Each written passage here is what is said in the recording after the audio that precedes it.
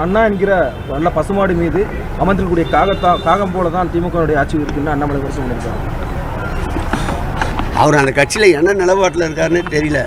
இன்னைக்கு கூட ஒரு 6 சட்டமன்ற தொகுதிக்கு அவரை பொறுப்பாளரை போட்டால் வேணான்றாரு. அந்த கட்சி வேணும்னு சொல்கிறாரா, அந்த கட்சி வேணான்னு சொல்கிறாரான்னு தெரியல. அவர் அந்த கட்சியே மறந்துச்சு. அப்புறம் மக்கள் மத்தியில் அவர் சொல்கிற கருத்துக்கள் எங்கேருந்து எடுபடும்? எப்பொழுதும் போல் திராவிட முன்னேற்ற கழகத்துடைய கொள்கை பெரியார், பேரறிஞர் அண்ணா, முத்தமிழறிஞர் கலைஞர் அவருடைய கொள்கைகள் கோட்பாடுகள்லேருந்து எப்பொழுதும் வழுவாமல் பிறளாமல் ஆட்சி நடத்தக்கொண்ட ஆட்சி திராவிட மாடல் ஆட்சி. சேகர்பாபு ஒரு மாதிரி அண்டி பிழைக்கிற ஆண்டி இல்லைங்கண்ணா. இந்த பள்ளி எல்லாம் பாத்தீங்கன்னா இந்த செவுத்துல ஒட்டிக்கிட்டு சுத்திக்கிட்டு இருக்கும். வீட்டுல அந்த பள்ளி கத்துனா மட்டும்தான் செவுத்துல ஒட்டி இருக்கிறது தெரியும். இன்னைக்கு சேகர்பாபு அவரை பார்க்கணும்னா முதலமைச்சருடைய ஜீப்ல ஓரத்துல பள்ளி மாதிரி ஒட்டிட்டு போவார். ஸ்ரீரங்க கோயில்ல எல்லாம் 4000 ரூபாய் டிக்கெட் வாங்கி சொர்க்கவாசல பாக்குறதுக்கு போவாங்க. அதே சேகர்பாபு எப்படி அடாவடியாக சென்னையினுடைய ரவுடியா எப்படி இருந்தாரோ 20 ஆண்டுகளுக்கு முன்பு கோவில்ல இன்னைக்கும் அறநிலையத்துறை அமைச்சராக அதே ரவுடியா தான் இருக்கிறார். எல்லாம் நவருங்க. யாருன்னா சேகர்பாபுவும் அவருடைய குடும்பமும் போய் பெருமாளை ஃபர்ஸ்ட் பார்க்கணும். ஐயா அவங்க பண்ண பாவத்தை எல்லாம் கோயில கழுவணுமா? கும்பாபிஷேகம் நடக்கும். லோக்கல்ல யாரோ 5 ரூபா 10 ரூபா 20 ரூபா போட்டு கும்பாபிஷேகம் நடத்துவாங்க. சம்பந்தமே இல்லாத காவி வேட்டியை கட்டிக்கிட்டு பள்ளி மாதிரி மேல ஒரு ஜீவன் தொத்திக்கிட்டு இருக்கும். அது யாருன்னு பார்த்தா சேகர்பாபு. அந்த மனிதருக்கெல்லாம் பதில் சொல்லி என் தரத்தை நான் தாழ்த்திக்க விரும்பலீங்கன்னா, செவுத்துல ஒட்டி இருக்கிற பள்ளியும் அறிவாலய செவுத்துல இருக்கிற பள்ளியும் முதலமைச்சருடைய ஜீப்ல சைட்ல ஒட்டிட்டு போற ஜந்துவும் ஒரே பேரு தான். அது சேகர்பாபு. திமுக கனிமொழி எம்பி வந்து சொல்லியிருந்தாங்க, நாங்க ஆட்சிக்கு வந்தோம்னா டாஸ்மாக் கடையில மூடுவோம், கிழிச்சாங்க. அண்ணே கனிமொழி அவர்கள் நல்ல ஒரு மனநிலை மருத்துவரை போய் பார்க்கணும். நல்ல மருத்துவரை போய் பார்க்கணும். அவருக்கு இந்த 15 வருஷம் வீடியோல கனிமொழி அக்காக்கு போட்டு காட்டணும். இந்த சில படத்துல பாத்தீங்கன்னா, ஏதோ ஒரு படத்துல பார்த்தேன், இந்த காலையில ஒரு உயிர், நைட்டு ஒரு உயிர். ரெமோ, அம்பி, அன்னியன் ஒரு கேரக்டர் அப்பப்ப மாறும். அந்த கேரக்டரா கனிமொழி அக்கா மாறிட்டாங்க. தேர்தல் வரும் பொழுது டாஸ்மார்க்க மூடுவேன், தேர்தல் நடந்து முடிந்த பிறகு எஸ்கேப்பு, அதன் பிறகு 5 ஆண்டுகள் கழித்து திமுகவினுடைய தேர்தல் வாக்குறுதி குழுவினுடைய தலைவி. நீங்க 2021 கொடுத்த வாக்குறுதியினுடைய வெள்ளை பேப்பரை கொடுங்கன்னா சிரிப்பாங்க, அதை பத்தி பேச மாட்டாங்க. அதனால கனிமொழி அவர்கள் எப்படி பேசுறாங்கன்னே தெரியல. அந்நியனா பேசுறாங்களா, அம்பியா பேசுறாங்களா, இல்ல ரெமோவா பேசுறாங்களான்னு தெரியாது.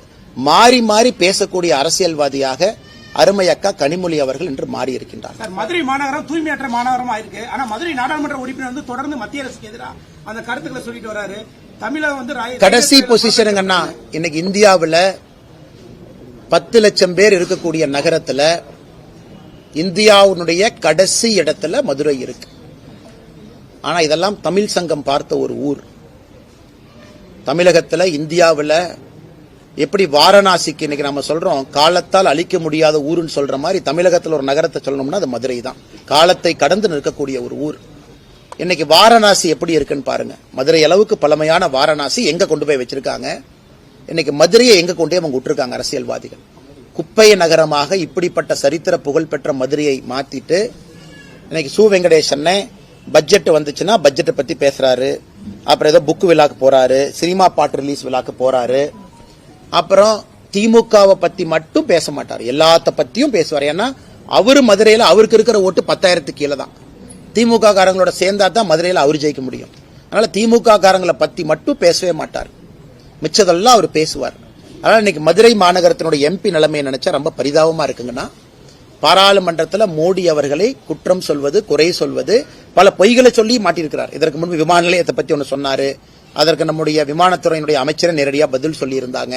எப்பாவது பாராளுமன்றத்தில் இந்த குப்பை பிரச்சனை இருக்கு அப்படின்னு பேசியிருக்காங்கன்னு, குப்பை பிரச்சனைக்கு முழு காரணம் திராவிட முன்னேற்ற கழகம் அப்படின்னு பேசியிருக்காங்கன்னு, முதலமைச்சரை சந்திச்சு மதுரையில் இருக்கக்கூடிய குப்பை பிரச்சனைக்கு தீர்வு கேட்டிருக்காங்கன்னு, இங்க இருக்கக்கூடிய மேயரோடு உட்கார்ந்து குப்பை பிரச்சனை தீர்ப்பதை பத்தி பேசியிருக்காரா?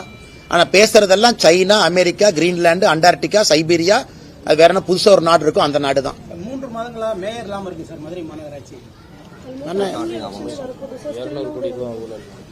கரெக்ட். இந்த மதுரை மாநகராட்சி தான் அந்த ஃபேமஸா அந்த ஊழல் வழக்கில் எல்லாம் மாத்தி கம்ப்ளைண்ட் கொடுத்து கடைசியில் அறிவாலயத்தில் மேயரை வீட்டுக்கு போக சொல்லி இன்னைக்கு மேயரே இல்லாத ஒரு நகரமாக மதுரை மாறி இருக்கிறது. அது இங்க இருக்கக்கூடிய 2 அமைச்சர்களுக்கு கொண்டாட்டம். ஏன்னா மேயர் பாத்தீங்கன்னா இந்த அமைச்சர் கார் பக்கத்துல போறதா, இந்த அமைச்சர் கார் பக்கத்துல போறதா அந்த அம்மாக்கு பெரிய பிரச்சனையா ரொம்ப காலமா இருந்துச்சு. இன்னைக்கு மேயர் பதவியே இல்லாதனால தனிக்காட்டு ராஜாவாக 2 அமைச்சர்களும் சுத்திட்டு இருக்காங்க. அவங்க ஈகோலயே மதுரை அழிஞ்சிருச்சு.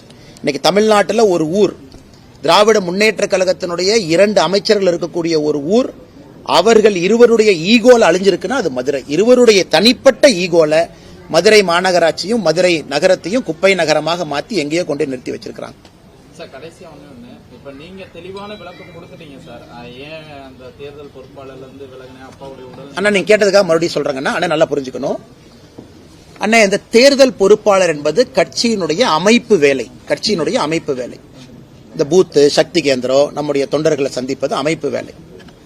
அதுக்கு நம்ம கிட்ட நிறைய தலைவர்கள் இருக்கிறாங்க, நிறைய திறமையான தலைவர்கள் இருக்கிறாங்க, அவங்க நிறைய செய்வாங்க. இந்த அமைப்பு வேலையை பொறுத்தவரை பாரதிய ஜனதா கட்சியை பொறுத்தவரை ஒரு ஆத்மார்த்தமான வேலை. ஒரு தொகுதினா நீங்க அங்கேயே போய் தங்கி இருக்கணும், 2-3 நாட்கள் ஸ்ட்ரெச்சா இருக்கணும், வீடு வீடாக போகணும், தொண்டர்கள் எல்லாத்தையும் நம்ம தயார் நிலைப்படுத்தணும், அதன் பிறகு ஆர்கனைசேஷனை சரி பண்ணணும், பூத் அளவெல்லாம் ரெடி பண்ணணும், பூத் கமிட்டியை செக் பண்ணணும். இது முழுவதுமாக ஒரு அமைப்பு வேலை. இன்னைக்கு அமைப்பு வேலை செய்யணும்னா முழுமையாக நேரம் கொடுத்து நீங்க பண்ணணும். அங்க இருக்கணும், நீங்க கட்சி உங்களை எதிர்பார்க்கும், சொல்ற டேட்டுக்கு நீங்க அங்க போகணும்.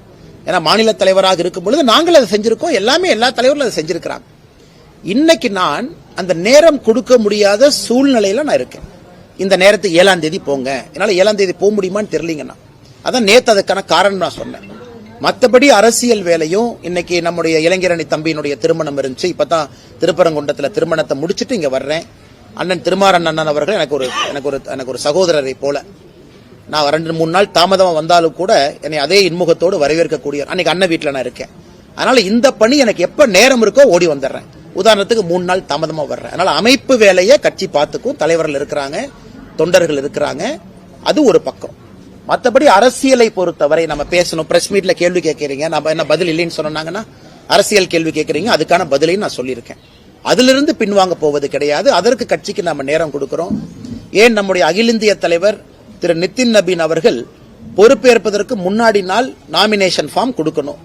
அன்னைக்கு நான் அகில இந்திய தலைவர்கள்ட்டே நான் பர்மிஷன் கேட்டேன், ஐயா இன்னைக்கு என்னால வர முடியாது, கொஞ்சம் குடும்பத்தினுடைய சூழ்நிலை, நான் நாளைக்கு வந்துடுறேங்க ஐயான்னு. அடுத்த நாள் டெல்லிக்கு போய் அந்த நிகழ்ச்சியில பங்கேற்றேன். இது எல்லோருமே புரிந்து கொள்வார்கள். ஒரு கட்சியை பொறுத்தவரை எல்லாத்துக்குமே தெரியும் யாரை எங்க பயன்படுத்தணும், யாரை எங்க கூப்பிடணும். இது நேத்திலிருந்து பயங்கரமா நானும் பாக்குறேன், டிவியில் அப்படி டிபேட், அப்படி மீடியா அப்படி. சோ இந்த அன்னைக்கு அமைப்பு வேலைகளை அடுத்த 30 நாளும் நேரம் கொடுக்கணும். அவங்களுக்கு 5 தொகுதி கொடுத்திருக்காங்க, 6 தொகுதி கொடுத்திருக்காங்க, 3 தொகுதி கொடுத்திருக்காங்கன்னா அவங்க நேரம் கொடுத்து அங்க இருப்பாங்க. அந்த தொகுதியை வெற்றி தொகுதியா மாத்துவாங்க. அதே தொகுதிக்கு நாளைக்கு பிரச்சாரத்துக்கு போகணும், நான் அவைலபிளா இருக்கேன். மார்ச்ல சூழ்நிலை மாறி இருக்கும், வாங்கன்னு கேட்கறாங்க, நான் திரும்ப அங்க போறேன். ஆனா இன்னைக்கு எனக்கு அந்த சரியான நேரத்திற்கு நாம் செல்லவில்லை என்றால் அது கட்சியை அவமானப்படுத்துற மாதிரி இருக்கும். அதனால எப்பவோ நான் கட்சிக்கு சொல்லிட்டேன். நேத்து பத்திரிகையாளர் சந்திப்புல நீங்க அன்னை கோயம்புத்தூர்ல நிப்பீங்களா, அண்ணன் இங்க நிப்பீங்களான்னு கேட்டதுக்காக நான் பதில் சொன்னேன். நானாக சொல்லல, கேட்டீங்க, நான் பதில் சொன்னேன். எப்பவுமே என்னை பொறுத்தவரை நான் ஒளிச்சு மறைக்கிற ஆள் இல்ல, நேரடியா பதில் பேசிட்டு போறாள். ஏன்னா எப்பொழுதுமே நேரடியா பேசிட்டோம்னா மனசுல எப்பவுமே பாரம் இருக்காது. அதே நேரத்தில் நண்பர்கள் நன்றாக புரிந்து கொள்ள வேண்டும், பாரதிய ஜனதா கட்சி தேசிய ஜனநாயக கூட்டணியை பொறுத்தவரை 2026 திராவிட முன்னேற்ற கழகம் யூபிஏ, இன்னைக்கு அவங்க மாத்தி பேர் வச்சுக்கிறாங்க, இந்தி அலையன்ஸ் வச்சுக்கிறாங்க, யூபிஎன் வச்சுக்கிறாங்க. அது என்ன பேராக இருந்தாலும் கூட அவர்கள் 2026 ஆட்சி கட்டலிலிருந்து இறக்கப்பட வேண்டும் என்பதிலே தெளிவாக இருக்கின்றனர்.